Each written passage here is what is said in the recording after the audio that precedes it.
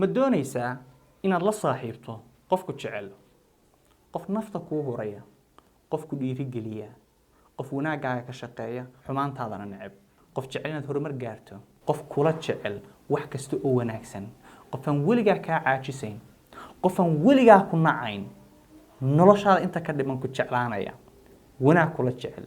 ma doonaysaa qofkaas inaad la saaxiibto si aad farxad u hesho, nolosha aad raaxo iyo farxad ugu noolaato.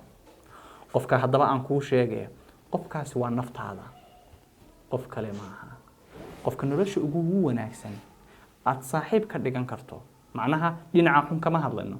nafta hadday dhinac xun kuu wado waad ka celinaysaa, laakiin horumarka iyo dhiirigelinta iyo wanaagga iyo cidda farxad naftaada u keeni karta, horumar gaarsiin karta, waa naftaada. number 1 2 iyo 3 haba way samaysman karaan oo dadka kale 2 3 4 5 intaba waad ka heli kartaa, laakiin number 1 waa naftaada. naftaada isku day inaad dhisto, farxadda isku day inaad adigu samayso.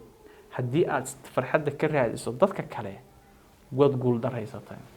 haddaa is leedahay dadka kale markasta farxad ay ku siinayaan ama naftaada aad ku qiimayso maxay dadka kale kaa aaminsan yihiin, almost isla markaaba waad guul daraysatay. waa naftaada shaqsiga wax kastoo aad u baahan tahay kuu samayn karaa. waa naftaada meel kastoo aad u baahan tahay inaad gaarto cidda ku gaarsiin kartaa. waa naftaada cidda ku dhiirigelin kartaa, farxadna kuu horseedi kartaa.